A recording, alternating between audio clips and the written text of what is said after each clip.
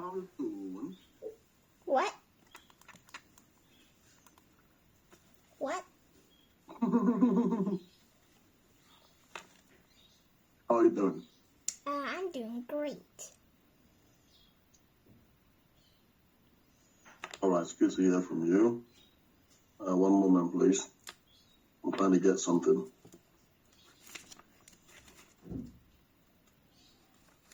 All right, it's good to see you again. Can you see me? No. Okay. Hold on.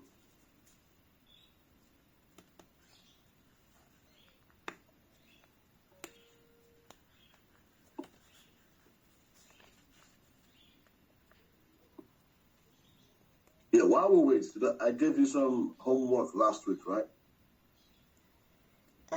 Yeah. Okay. So have you done it?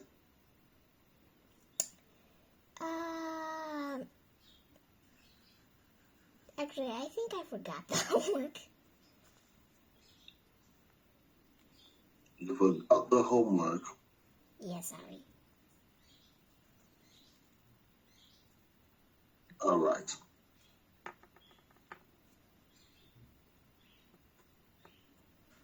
So let me remind you what it is. I told you to design an imaginary, if you could invent anything, technology, not just genetic stuff, because I know you like biology so much. I said something, any kind of technology that you could invent. Just talk about it and tell us why you would like to invent something. So like why? Yeah, no problem. So like invent something and tell and say why I want to invent it. Yes, something like that. Okay. So I guess let me think. Okay, I want to invent a robot bird feeder because I have a bird at home and he is constantly hungry.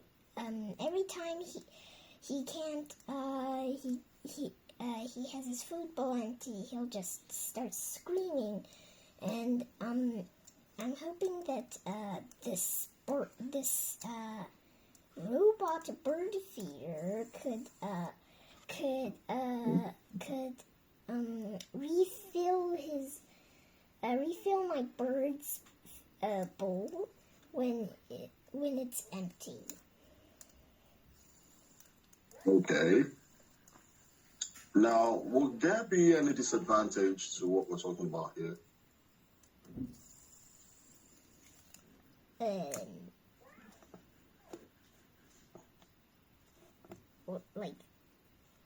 What we're talking about on the screen? Yeah, the robot bird feeder. The robot bird feeder. Would there be any disadvantages to what you want to do? What? Sorry, what did you say? Do you think there will be any disadvantage to what you want to, like having a machine or technology like that could automatically feed birds? Do you think there will be any disadvantage? Maybe it will scare my parrot, and it might be a little bit heavy. That's all? Oh, and yeah, that's all.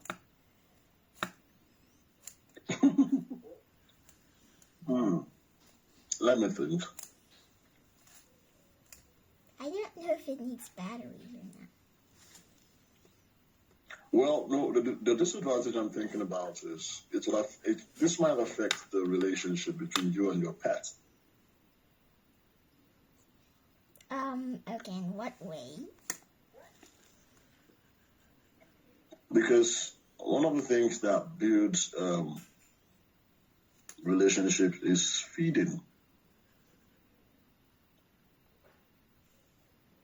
difference between human and animals. One of the things, not the only thing, but one of the major things, one of the most important things is feeding. So I think the feeding will be out of the question, and it might affect the relationship between you and your animal. That's the only disadvantage I can see right now. But because usually, when you want to invent something, or when you think about an invention and you're being critical about it, remember, this class is for thinking. You have to think about the pros and the cons. You have to think about why it's good and why it might be bad and how it might be misused, so that you can make the proper decisions. So, now I have one more question on this. Do you think every great invention starts with a good idea?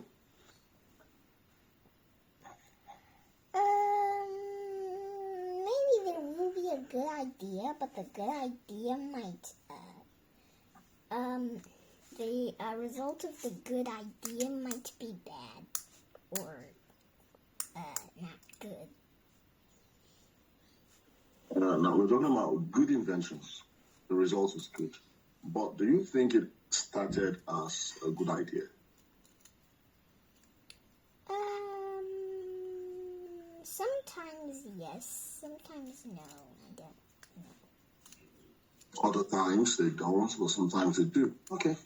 So Thomas Edison, the inventor king. Thomas Edison. Let's read this, please. Most inventors never managed to invent anything particularly useful. A toilet that plays Happy Birthday, maybe, or a lawnmower made of pasta. But no one had as many great ideas as Thomas Edison, who came up with the first decent light bulb, the video camera, and a machine that could play music. Oh, he also invented a whole load of absolutely rubbish stuff too. No one's perfect.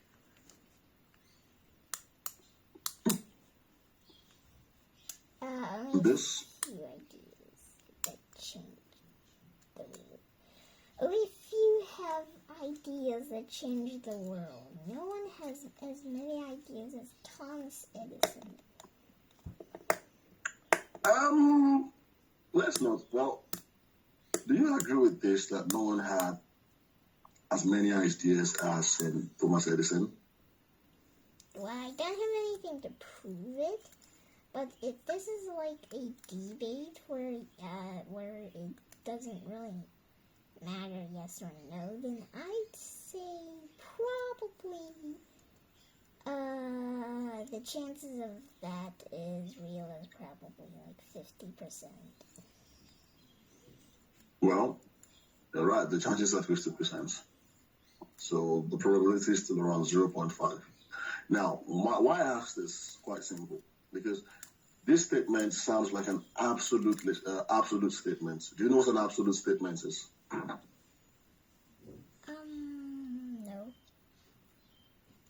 So an absolute statement is a statement that's always true, or that is considered as always true.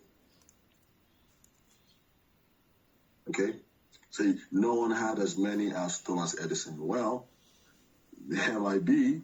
It might just be that person or those people did not have the capacity to develop their ideas, but they had ideas. Honestly, to me, I think ideas are quite easy to have. What separates people who have ideas and people who make it? I think it is the drive, what's really driving them. That's what I think it is. So, question, why does the author start by talking about useless inventions before introducing Edison? Maybe it's to prove that no one's perfect. Okay, prove that no one's perfect. Well, let's move on from that. Now, I guess, from the way Kay writes, he obviously is trying to make his readers laugh, right? Mm-hmm. So he's using some humor. Now, does humor make you more interested in learning history?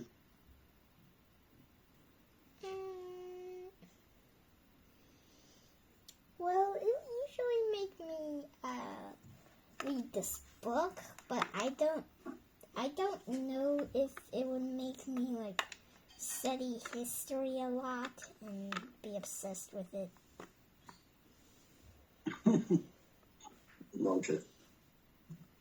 Now, let's go back to Edison. Okay. Why do you think Kay also told us that Edison invented many rubbish things?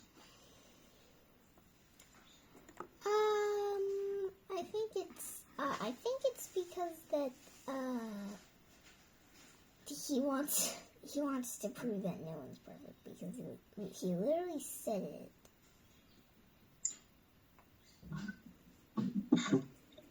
Okay.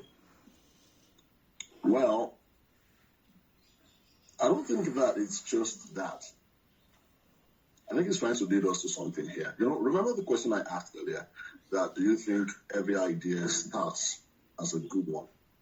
Every good idea starts or every great invention starts as a good idea. Yeah.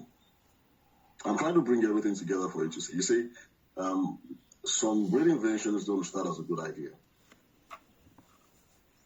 As a particularly good idea, at least. Okay. Let me give you an example. Look at Ada Lovelace that we looked at last week, and we saw how she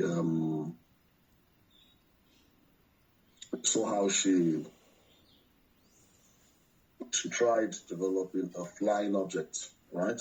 Mm-hmm. And she made the design for a flying horse.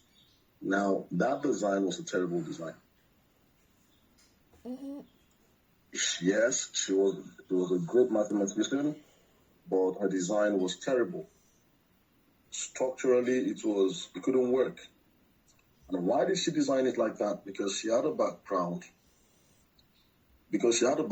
of some Greek mythology, and in Greek mythology you see flying horses. Okay? So I think that's why she designed horse like that. Now, was that a good idea? No.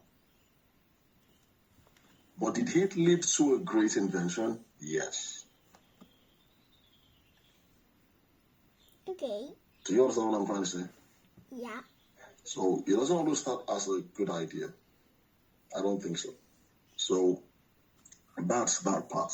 And another thing I said, remember I said earlier, is that what separates a good idea, people who have good ideas and great inventors, what separates them is not the ideas. It's not like one's ideas are necessarily better than the other person's ideas.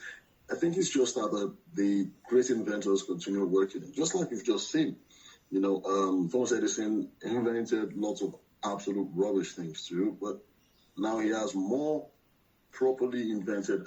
He invented more stuff properly. Why? Because he just kept experimenting. He just kept working. He didn't stop working, right? So I think it's just and we learned about this when we're talking about. I think it was also Ada Lovelace. When we learned the word resilience. Do you remember the word resilience? Yeah. Resilience. All right. Resilience. All right. So let's go on to what do the policeman bomber? Okay. Let's read this, please. Okay, the basement bomber Thomas Edison was born in 1847. One major clue that he was going to be an inventor was that he built a science lab in the basement. The second clue is that one of his experiments caused a huge explosion and nearly destroyed their entire house. Oops. Thomas wasn't a big fan of school, so he went and got a job instead when he was 12. Apologies if you'd just filled out a job application form to be a teenage astronaut. A very explosive childhood. 1847, the year he was born, the first clue built a science lab in his basement. The second clue caused a massive explosion that nearly destroyed the entire house. The solution, left school at age 12 to get a job instead. I don't think that's a solution. Yeah. All right. This. What did the basement explosion and leaving school at 12 tell us about Edison's personality? Yeah. What do you think? He's this kind of person who just wants to do something risky and ends up just getting the worst ending. Okay, so it shows you that he's ready to take on risks if he can see the possible rewards for those risks, right? And that's a good thing for a scientist, ready to take on risks.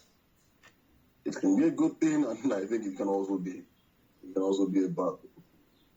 Now, but would you call him careless, curious, or courageous? Which one would you call him? And why? I would call that curious because he just wanted to see what will happen if the house explodes or if he did whatever thing to trigger this explosion.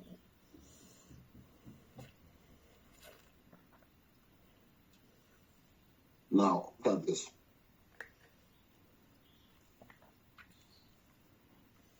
Read this again.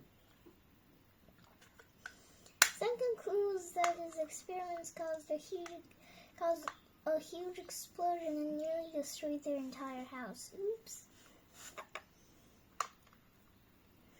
Now, one of his experiments caused a huge explosion. Not like he was trying to cause it. Okay? Okay. So I said that because I have to point that out because of your answer now about how that he just wanted to see what would happen. So it's not like he was trying to blow up the house. No, he was doing an experiment, and unfortunately, that experiment led to, an extensive explosion.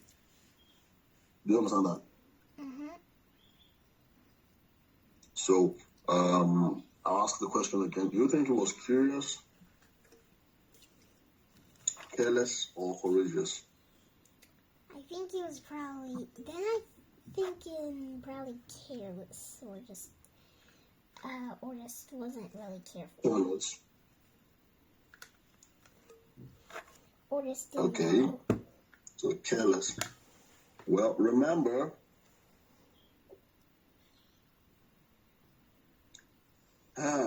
he was a young boy when he did this. Okay, so maybe then So, he was I would say it's a little bit of all three. okay. He was curious, he was careless, and he was courageous. Now, instead of telling you why I think that, I want you to tell me what you think are my reasons for saying that. I guess he was just curious doing his experiments, and he was really brave. He just did that when he was really young, so that's really courageous and brave, I guess. And then because he was not careful about it, he accidentally blew up his house, almost. Okay.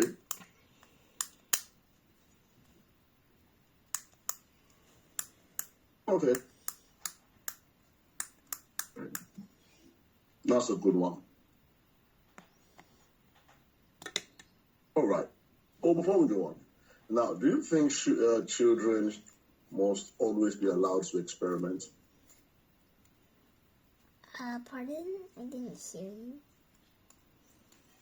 So do you think children should always be allowed to experiment with things? If it involves dangerous chemicals, then definitely not. But if it doesn't, and it's just an experiment from some kind of science kit, or it's just a friendly experiment that doesn't involve any explosions, like the one young Thomas Edison did, then of course that can be allowed. Okay. Now, what do you think are the advantages of experimenting for a child? Oh, by the way, sorry, I accidentally clicked that. So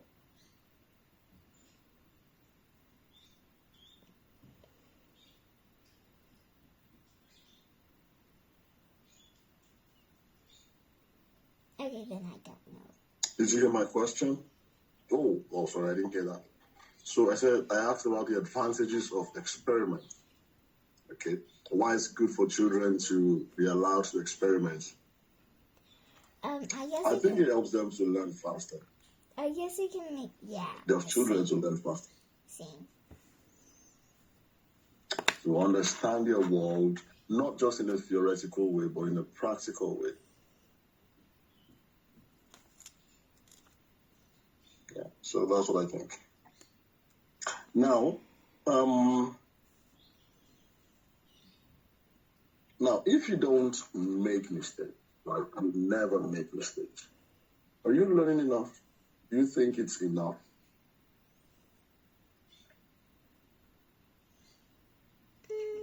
Like, okay, let me write it down so you can read it and then understand the question. If you never make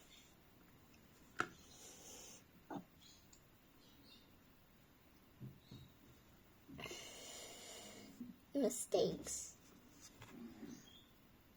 are you learning enough?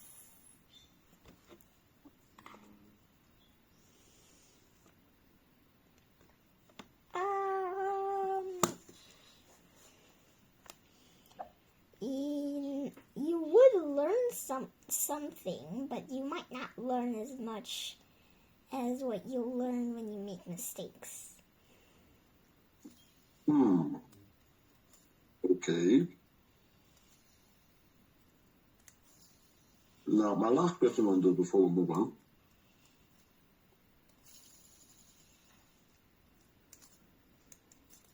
Okay.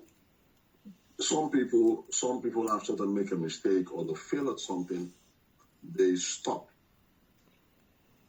Why do you think some people stop and some people continue after just one mistake or one failure? Why do you think some people stop after just one failure? Why do you think other people continue? I think that... Do you understand my question? Okay. Well, I understand it. I understand half of it. I didn't really hear you clearly again. Oh. No, I don't know why. Why do some people stop trying after one failure while others continue? Okay, now I hear you. Okay. So I think maybe some of them stop because they think they think they're bad, and some people continue because they know that they are just, if they make this mistake, they will avoid it next time.